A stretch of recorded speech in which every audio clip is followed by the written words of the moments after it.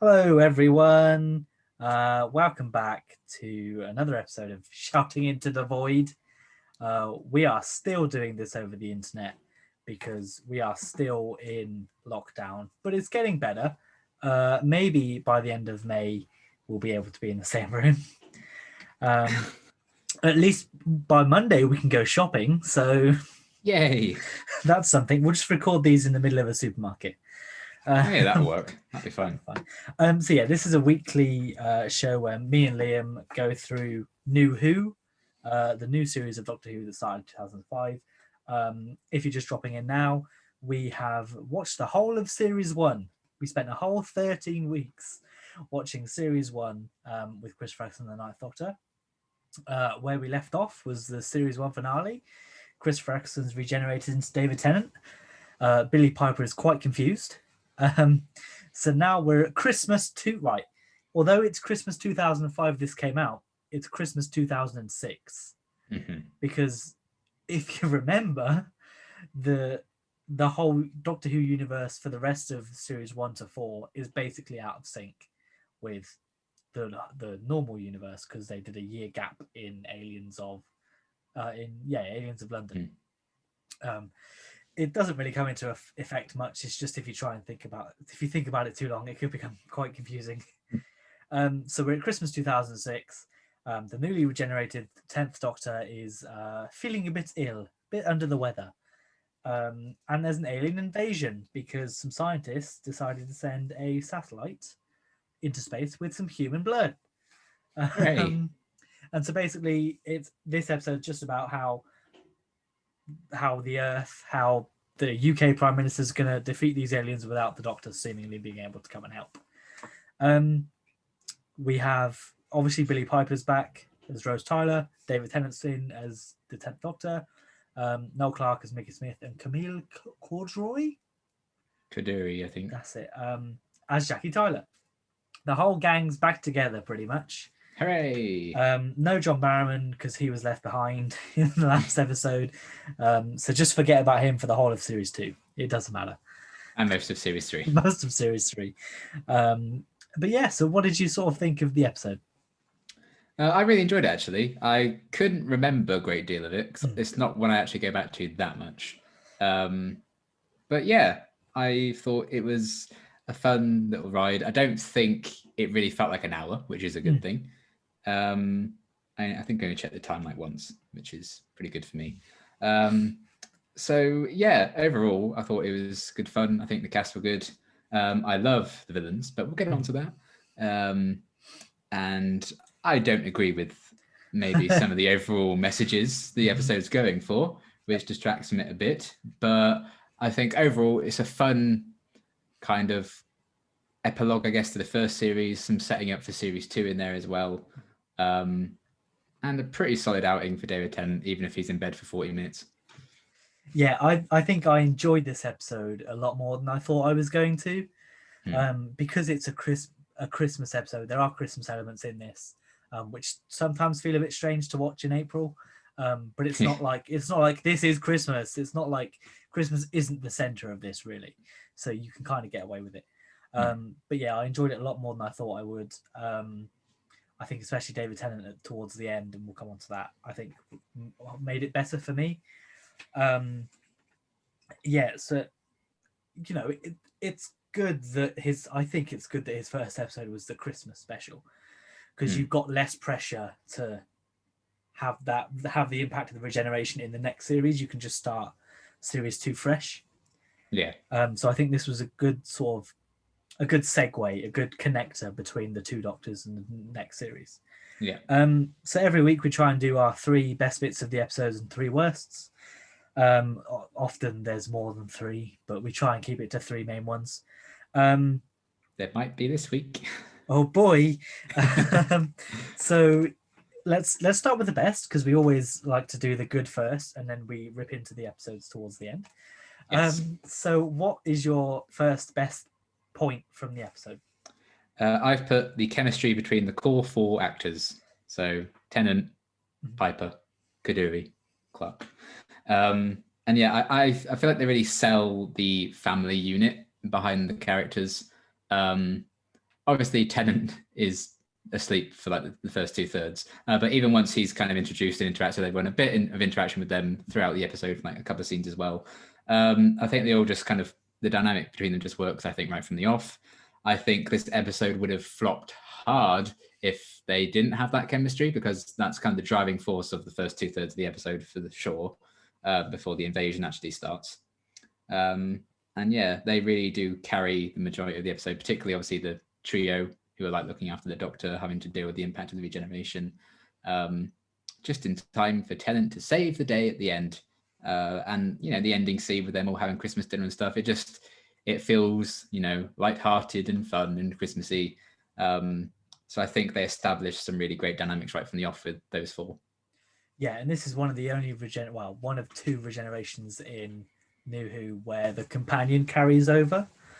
Obviously, the next one is Clara with Smith and Capaldi, but I feel this one is better formed because we already know Rose and her family. You know, we already have that sort of extended cast, where with Clara and Capaldi, that sort of changed, because with Matt Smith, she had that adopted family, whatever it was. The awful children. Yeah, the awful children, but then they're not there with Capaldi, it's just the companion. Yeah, at least they did have the, you know, Vastra and Strax and Jenny. I thought that was a good move, but I do think this works better. But then again, Vastra, Strax, and Jenny, they don't appear in Capaldi's series after that one episode, whereas these three sort of do.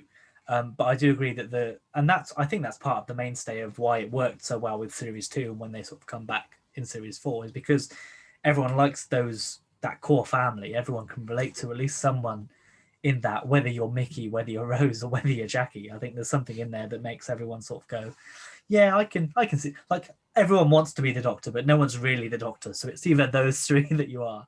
Yeah. But yeah, and even like without David Tennant there, even just Jackie, Mickey, and Rose, the interaction between those three, I think, was the better than whatever we saw in Series 1. Yeah.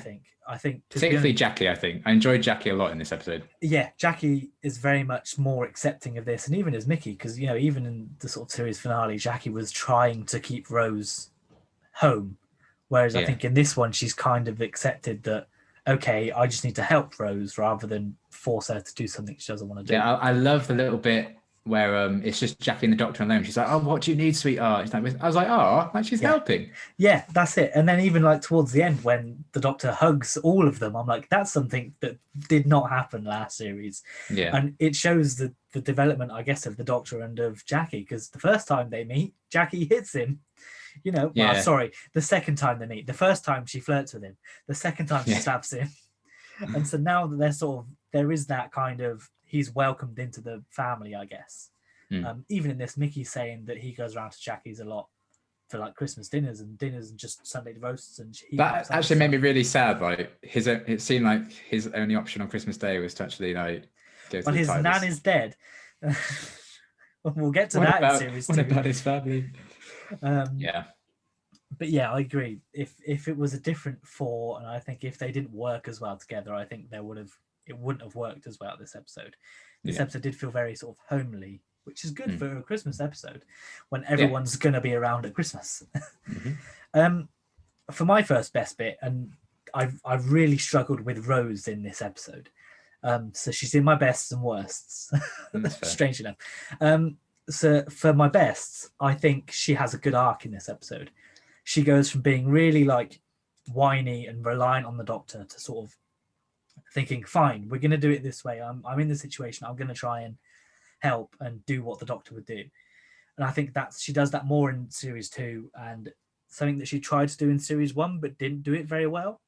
But I think she sort of knows what to do now, and she sort of accepted that maybe sometimes the Doctor's not going to be there to help people. I need to sort of get over that fact and not rely on him so much. So I enjoyed her mini arc that she went on in this episode. It's one, because halfway, you know, at the start of the episode, she's quite like annoyed at the Doctor that he's regenerated, and then there's a moment where she sort of thinks, fine, we can't just stay here in bed and just sit around him. We need to try and do something. Yeah. Then he winks at her, and she's like, okay, I'm on board. Yeah. And then admittedly, all they do is move him to the TARDIS.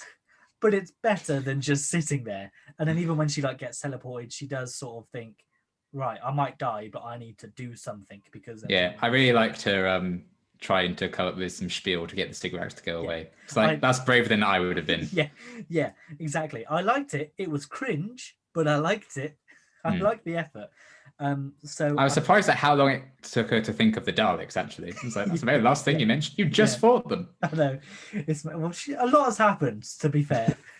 But she did think of the Jagrafest before Daleks, so I guess that's 0 out of 10 for this episode. 0 out of 10, rubbish episode. But yeah, I like that. I think that helps set up the dynamic of series 2, where they're kind of on the same level rather than sort of the Doctor leading Rose and her constantly trying to catch up.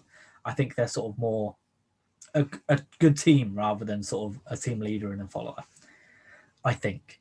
We'll see if that actually does follow through in series 2. I think it does most of the time, but I could be wrong. So what's your second best?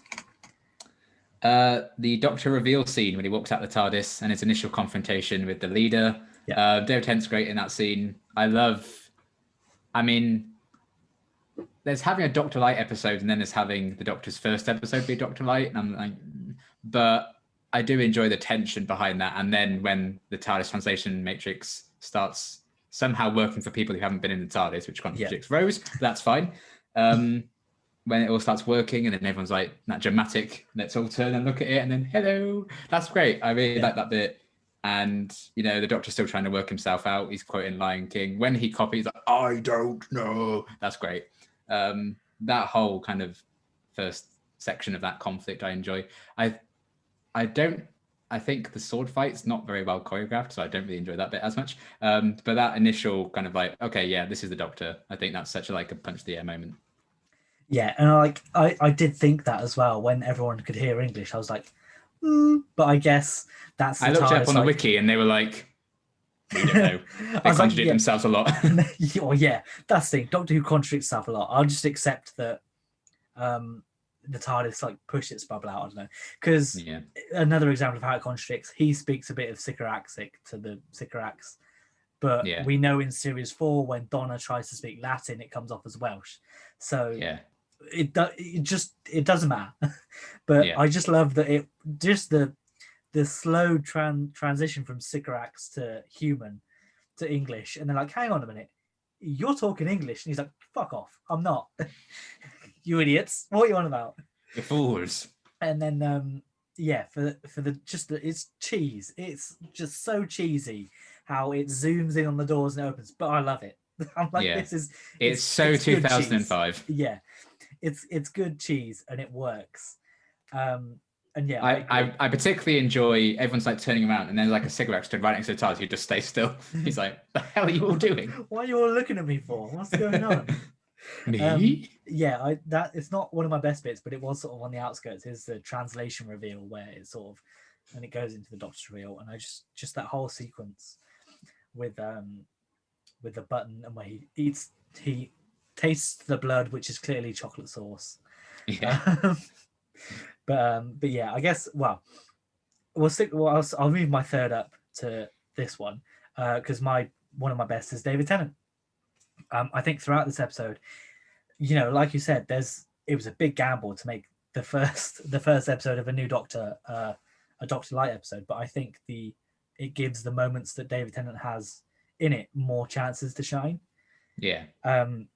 For example, the first bit where he wakes up, kills the Christmas tree, and stops the pilot fish. That's a good sort of action sequence, I guess, for the Doctor. And even when he's interacting with Jackie, I need you to just shut up. That's a great line. It's not changed that much, has he? Yeah.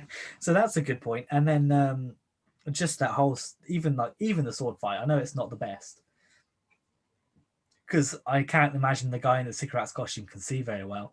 So no, that's probably. I don't think either of them. They don't have a lot of time to be trained in sword combat and stuff, so they can just do what they can do. But yeah, which is why half the fight they're not clashing swords. It's just the Sycorax is sort of off screen and you can hear it. But the Doctor doesn't use weapons. Yeah. I also thought that as well. Shut up. He's gonna sword fight. Okay.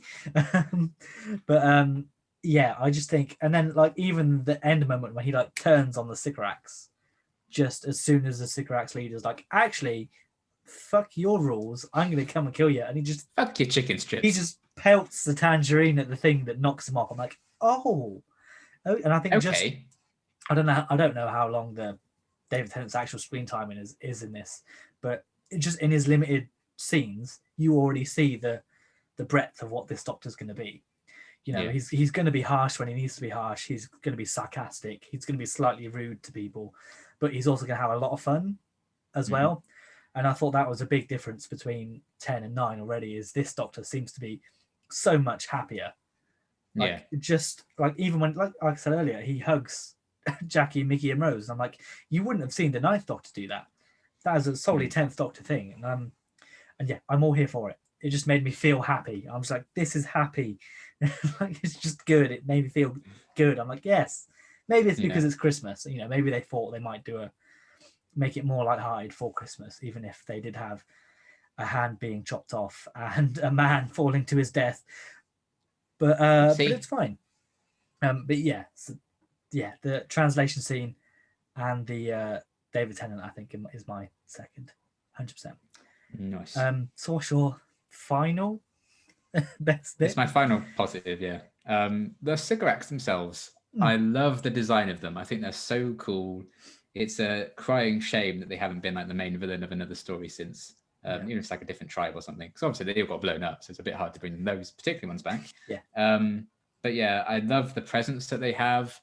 The initial kind of appearance on the TV, so that just like roar at the camera, and then you see them get more and more of a personality. Sycorax rock. Yeah, that's a thing people say. In 2005. Yeah, certainly in 2005. I remember every single Sycorax poster that came out in the world with all like Sycorax rock. Like, no. Shut up, they don't. Stop it. No, they don't. They're dead. They don't know what rock means. Stop this. But yeah, I just think it's such a unique design that they have. I think the idea of like they have a skeleton more so on the outside of their bodies, I think is fun. Fun. And just you think you know what they look like a bit, and then it's actually like a helmet and they look all gross and fleshy inside. I think the performance of the guy who plays the lead is really good. And yeah, I think I would have liked maybe a bit more screen time for them, maybe a bit more for them to do, because they actually invade very, very late into the episode. But the presence they have and the threat they pose, just because the Doctor's not around, I think is really interesting. So I like them a lot. Yeah, and I mean, like you mentioned that this particular tribe can't go back, but the leader mentions like there's an armada that he can summon. So they could have easily done a story where like, hey, this ship didn't come back. We've come to see what the fuck happened to him.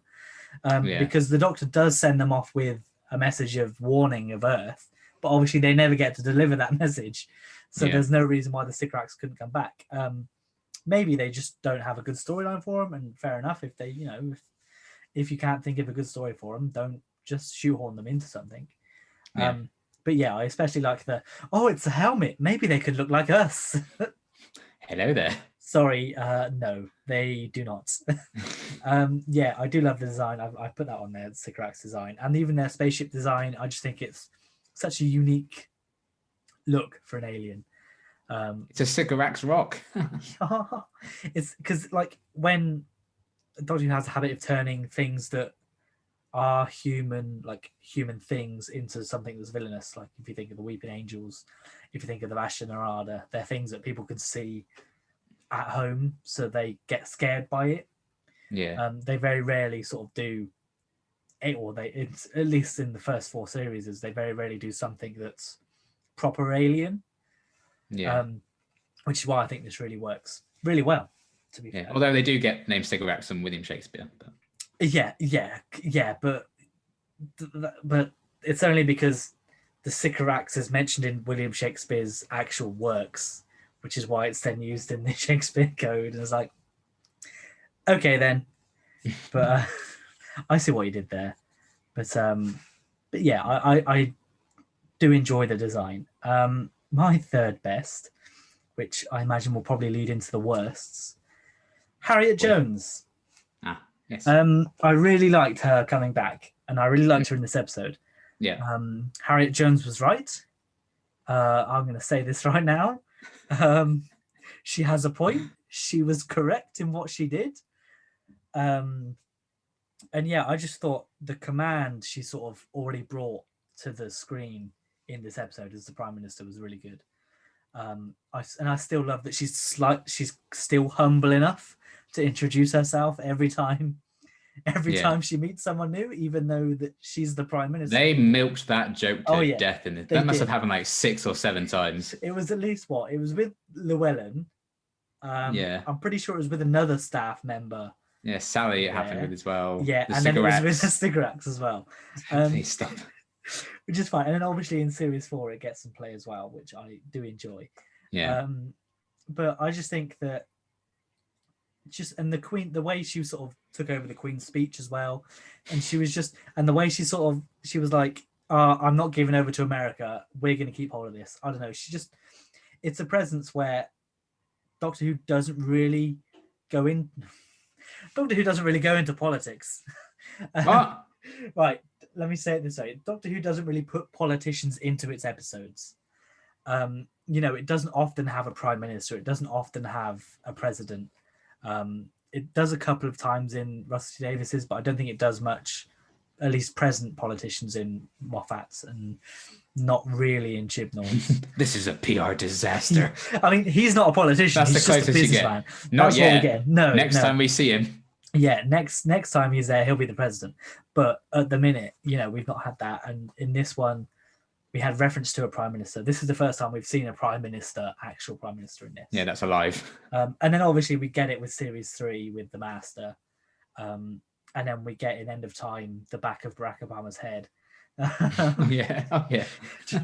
And we do get President Winters in series 3 as well. But this is the first time we see it, and I think it's done really well. You can see why people have voted for her, and you can see why she's prime minister. Because again, she made the right call to fire the weapon at the Sycorax ship, even though they were leaving. Not according to our heroes. No, that's the thing. So we'll leave it there. I enjoyed Harriet Jones. I loved her coming back. I thought she wasn't just shoehorned in just for hey, don't forget this exists. She was there for a reason. It made sense in the timeline. So yeah, we'll go on to the worsts now. So what's your worst? I've written down hashtag Harriet Jones was right. Or at least hashtag Harriet Jones had a point. Yeah. I hate that they kind of turned this on her. She just watched the Sycorax leader promise to leave, immediately go back on that decision and betray the Doctor and try to kill him. Yep. And then when she's like, well, maybe they can't be trusted either, let's act on that. She's the bad guy. Fuck off. So don't enjoy that. And I get maybe the Doctor could have been pissed at her, fine, like, oh, you had no right to do that, blah, blah, blah, blah, blah. Yeah. But to then ruin her political career when she's actually a really nice person, I thought was very harsh and vindictive. And the fact that Alex was there, stood by, hearing the Doctor being like, I'm going to ruin your empire, blah, blah, blah, in 6 words. And then he says it to him. I'm like, well, I've just overheard him say he's actually trying to ruin your career here. I probably shouldn't listen to this. But it all still works out anyway. I just feel like the episode treats that as justice. And I don't agree. I'm sure some people will agree. Yeah. But I'm like, what message do you want to go for here? Because we followed Harriet, apart from Rose, she's like the main character for most of this story. Yeah. And then suddenly you just turn for as odd reason. It felt like an odd relationship to shatter, I thought. But yeah, did not enjoy. Yeah, and I get if kids are watching this, you don't want to teach them that if somebody's wronged you, it's okay to still punish them when they've when you've resolved it.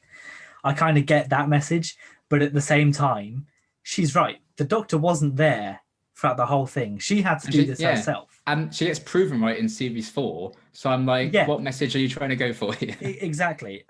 So she was definitely right. And I think what's even worse is that when the Doctor's walking off, he just never turns back and looks at her when she's calling out, which is harsh because all the other 3 do. Rose, Jackie, Mickey all look back at Harriet when she's calling for the Doctor. And then the worst thing is the quiet I'm sorry after he's gone. I'm like, oh, no. Yeah. And then I know they're going ham on the no second chances thing they set up, but he gives Dalek Card a second chance in series 3 and you don't give Harriet Jones one. I just think that's a bit mean. And again, I get that they can kind of do that in this episode because it's his first outing. He hasn't quite decided where his morals lie. Yeah. But yeah, I just think it was harsh on Harriet Jones.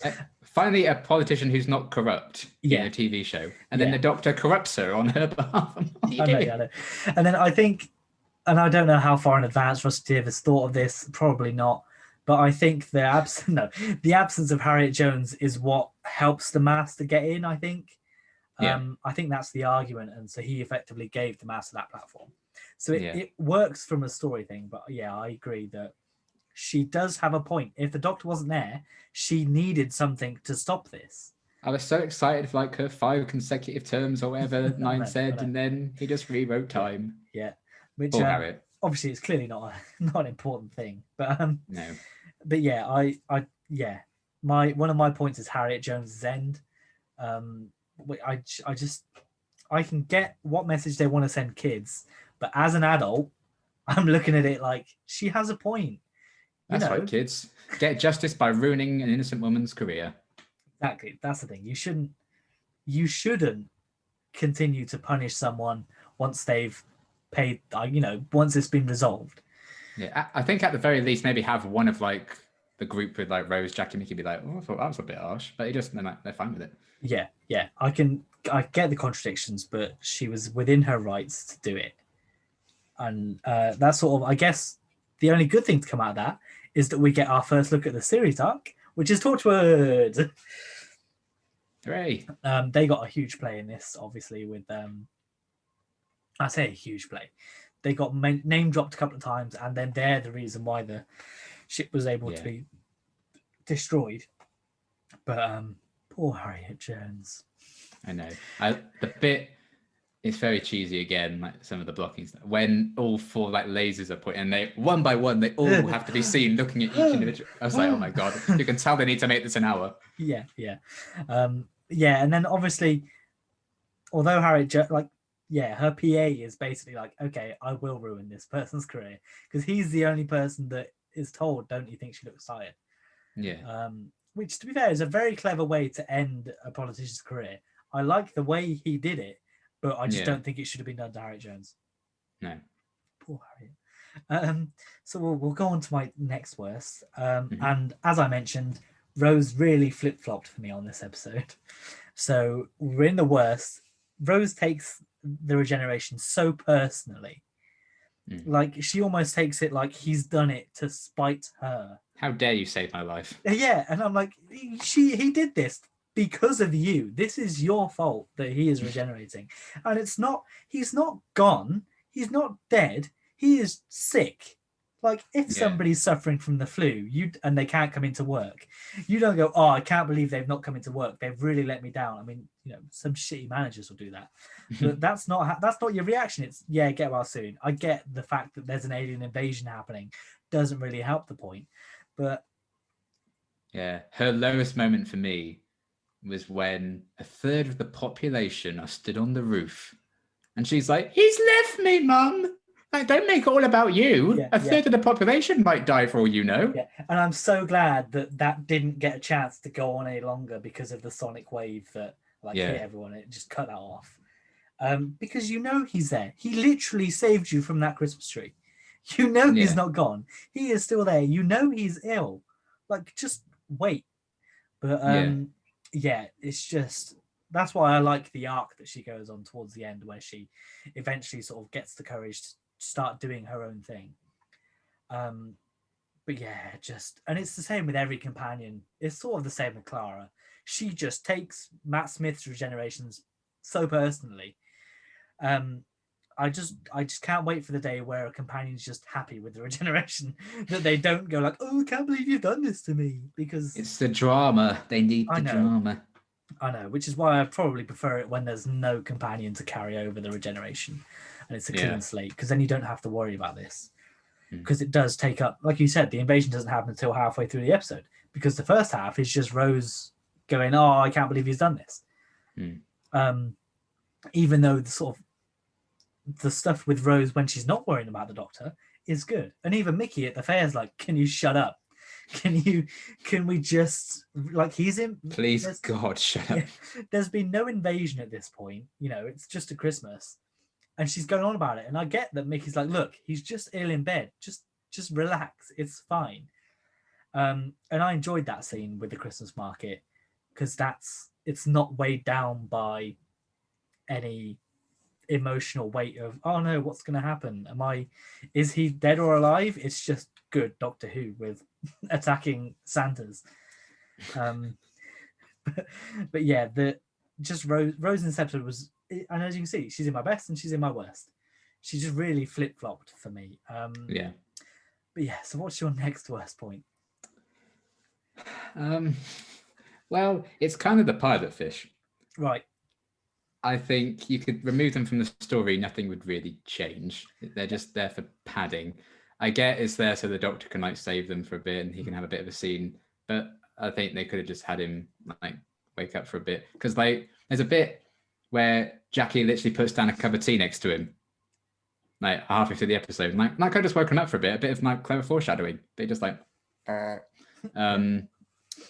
so yeah, I think it's a cool idea, like something like the calm before the storm, but you could remove them, nothing would change because the cigarettes are still just a threat anyway. And that hadn't really occurred to me until I watched it this time around with my critical lens. Yeah. And I was like, oh wow, they really are just there to add an extra 10 minutes to this episode, aren't they? And just their attempts on, I just wasn't interested in them. Oh, are they going to get their hands on the Doctor? Oh, of course they're fucking not, because there's a bigger threat coming. But yeah, that was a bit. And I do enjoy the Killer Christmas Tree. It's silly, but the way it was staged, I was like, is this supposed to be funny or threatening? Yes. Because the music choice was so weird. Yeah. That made it seem like it was supposed to be like, oh, creepy Christmas music, but it's a spinning Christmas tree, it's straight down the door. And that gave me kind of mixed signals. So that whole kind of arc, that was the lull in the episode for me. I was just like, we don't need these guys. Yeah.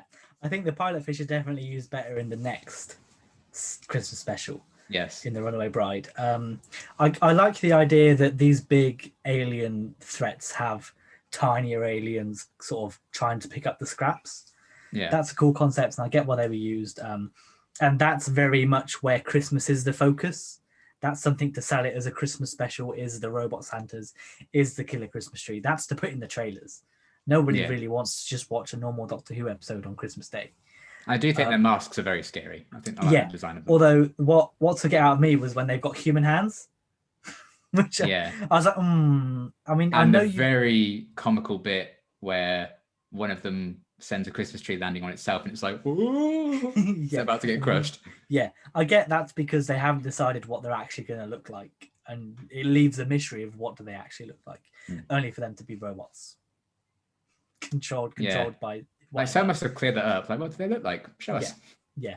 I kind of agree with you, but at the same time, I enjoy that.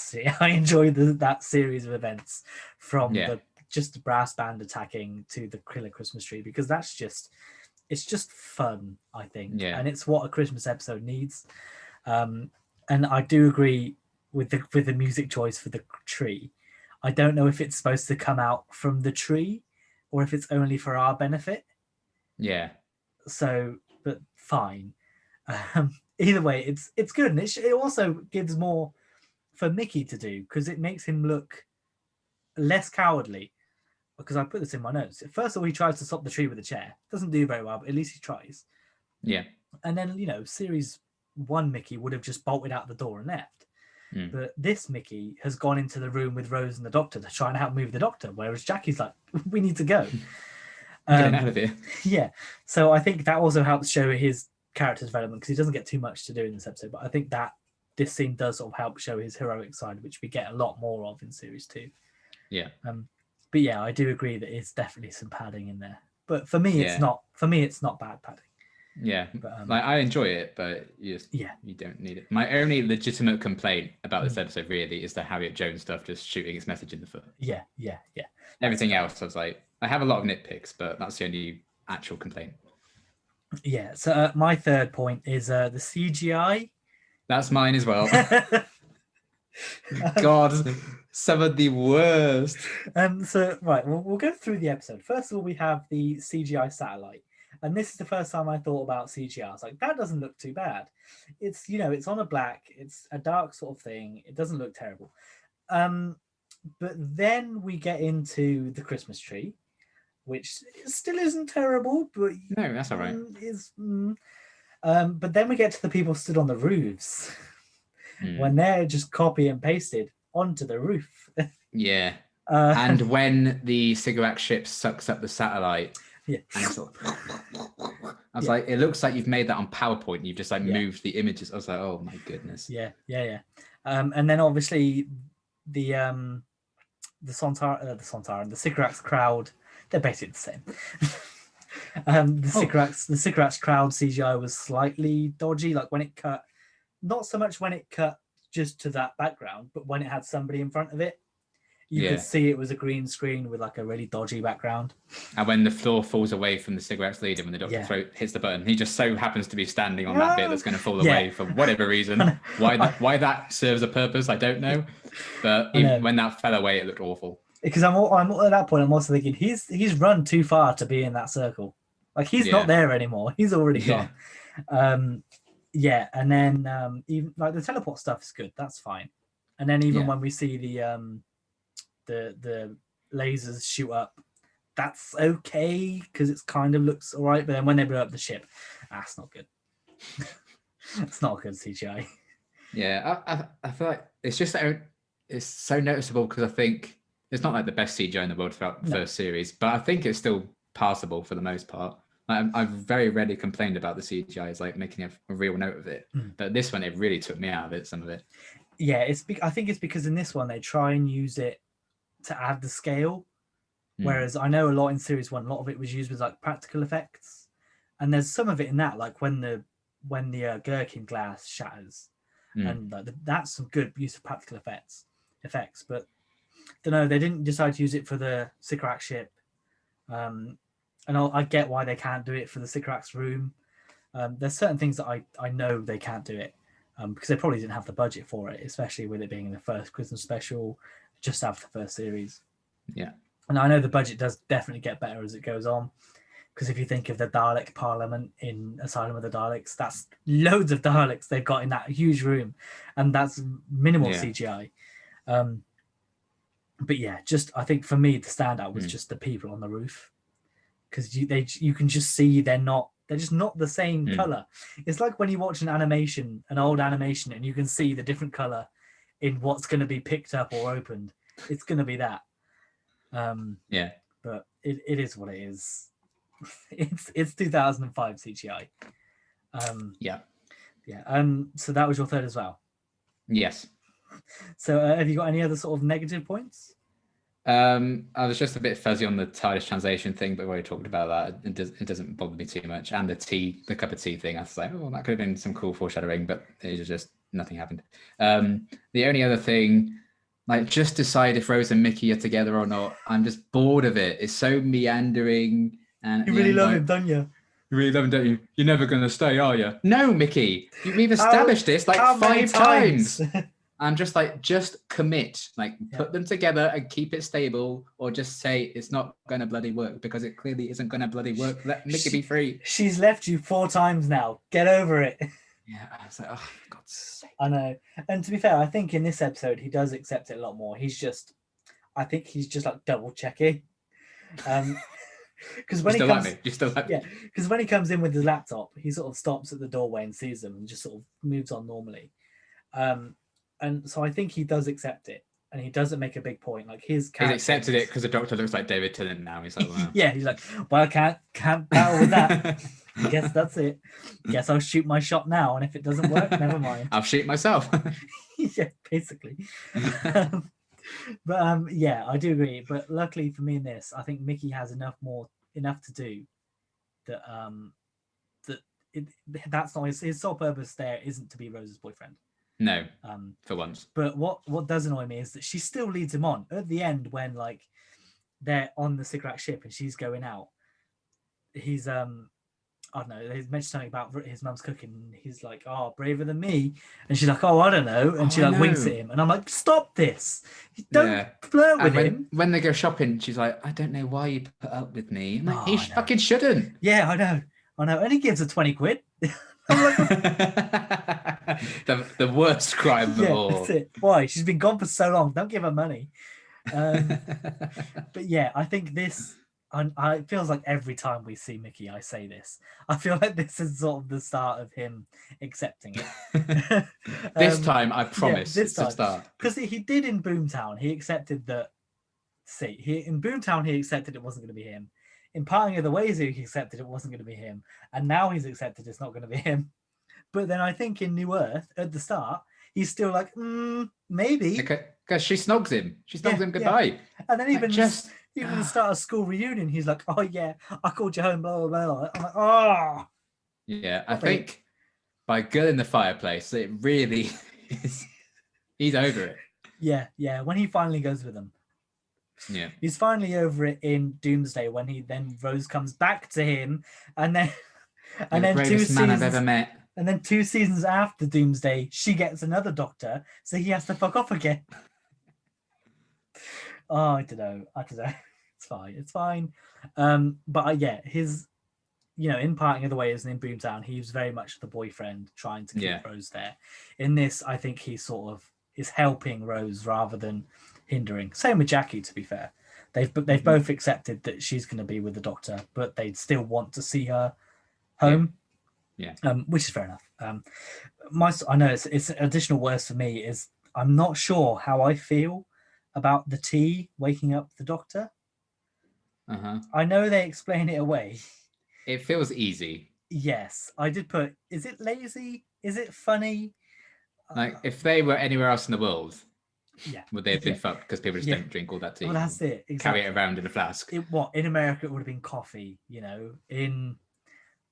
It was very frustrating actually. Like when he takes out the Christmas tree and wakes up and stuff. Like you have plenty of time to just say, "I need tea." Yeah, just can't know. Jackie's talking too much. I know, but I'm like, just say it. You can just say it. Yeah, I know. But it's probably because he didn't need the tea. He needed whatever was in the tea, like those chemicals or whatever. Yeah. But yeah, it's a very cheap and lazy way to get out of it, I think. But it's fine. It's not something that I look at and think, God, that's ruined it for me. No, because it doesn't matter. We in series 4 in Unicorn and the Wasp, he has to have salt, peanuts, and a shock to stop himself being poisoned. So I'm fine with it. It's Time Lord physiology. Yeah, that's the word, isn't it? Physiology. Biology. Yeah, it's we don't know it. It's supposed to be weird and alien. He has two hearts. He got 2 of? What else does he have 2 of? Yeah. That's the only sort of minor negative point for me. I didn't mention this in my bests, but I want to point out we get our first original Doctor Who song in this episode. We do. Song for 10, which the version on the album and that's on Spotify is better than the version in the episode. Oh. Because they are 2 different versions. This one's a bit worse, but the one that you can actually listen to is great. And it pains me that we don't get more original songs in Doctor Who. We get I think one in this one next Christmas, and I think we get one in Voyage of the Damned. But then it stops. Then the budget runs out. And there's no more. Then they can no longer make their own original songs, only music. But yeah, it's just for some reason Song for 10 is just excellent. The lyrics just match perfectly with the 10th Doctor when he's deciding his outfit, and just that whole sequence is so wholesome and great, really. Yeah. But yes, honorable mention, I guess. And the Coming Soon trailer I also thought was excellent. Yeah. I always love the Christmas specials, and I would always be thinking during the Christmas special, oh, I can't wait for the next time trailer. I always look forward to it, yeah. Just because it's like, oh, what's coming next? And obviously now knowing what happens in series 2, the Coming Soon doesn't really give much away, to be fair. It's from like the first half of the season, isn't it? Yeah, it's literally up until the Cyberman 2-parter. And that's it. And that's fine. And it, if as a kid, and even now I'm like, oh, those episodes look cool. Some aren't, but to be fair, the first half of series 2 is probably better than the second. On balance, maybe. I'd agree with that. Because you got probably, Fear Her and Love and Monsters in the second half of the series too. So that's where it gets, I think that's what will drag that down. But yeah, everything in the coming soon trailer just looks great, and the way it's put together, and that final shot of the Cyberman turning. The Cyberman reveal was great. The cat nuns, the face of Bo's back. K9. K9's back. Sarah Jane's back. Like So seeing good. that, it's like, what's going on? Especially if you're someone that you know, was a fan of the old stuff. For me, why's the Doctor riding a horse through a mirror? For me, being a child, I was like, I don't know who Sarah Jane is, but cool, she looks fine. I don't know who that robot dog is, but K9. Cool. Yeah, and again, I didn't know who the Cybermen were, but I was like, cool, fine. Yeah, all I just had was my dad and granddad going like, oh, Cybermen. Yeah. Like, okay. Okay, it looks good. But yes, so have you got any fun facts? You bet I do. Yes.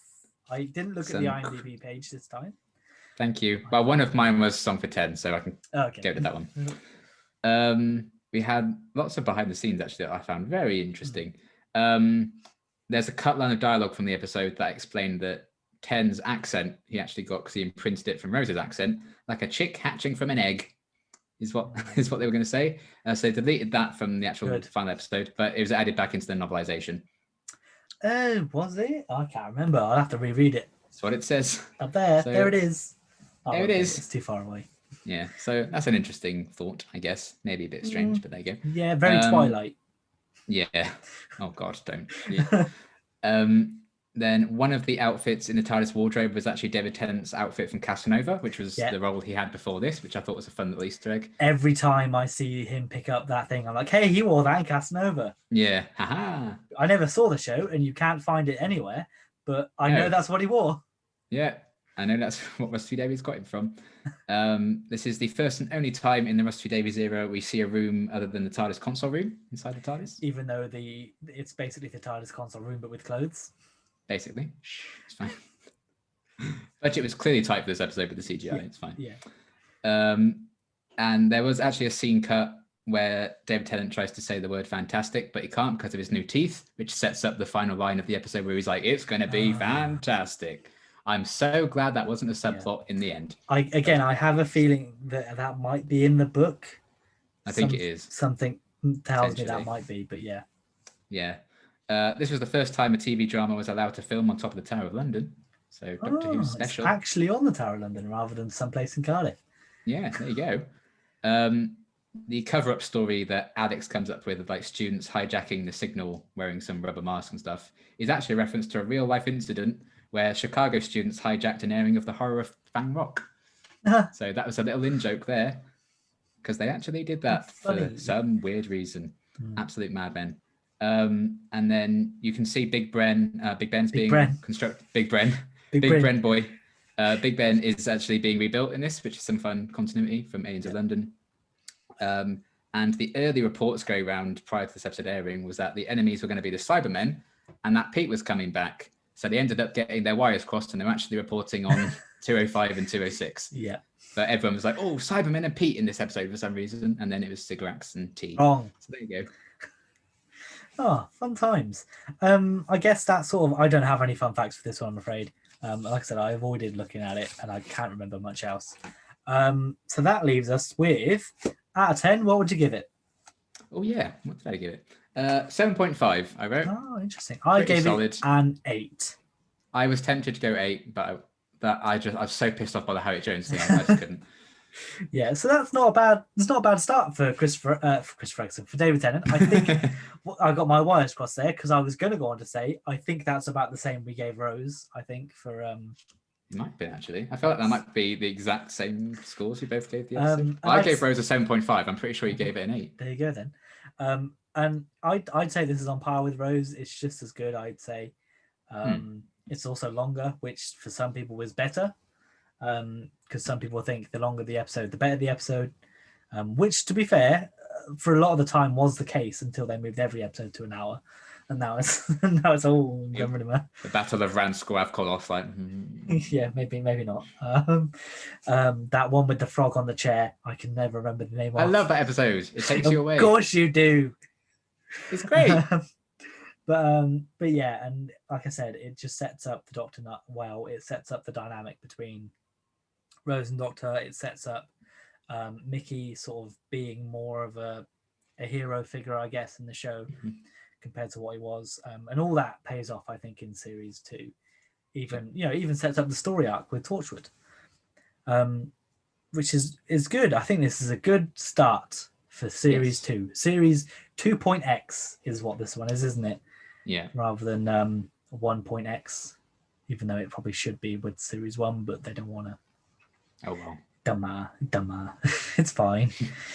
I guess at least this is included in the series box set and not a separate disc like bloody Revolution is.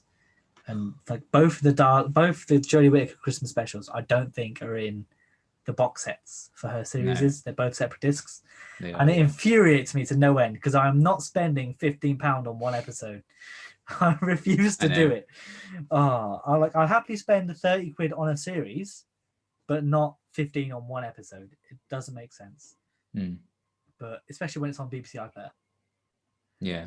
But yeah, that's it really. We'll be back with next week with episode 1 of series 2, New Earth, which has some fun returning characters. We'll see what we think about that. What are your thoughts looking at it now? I'm intrigued.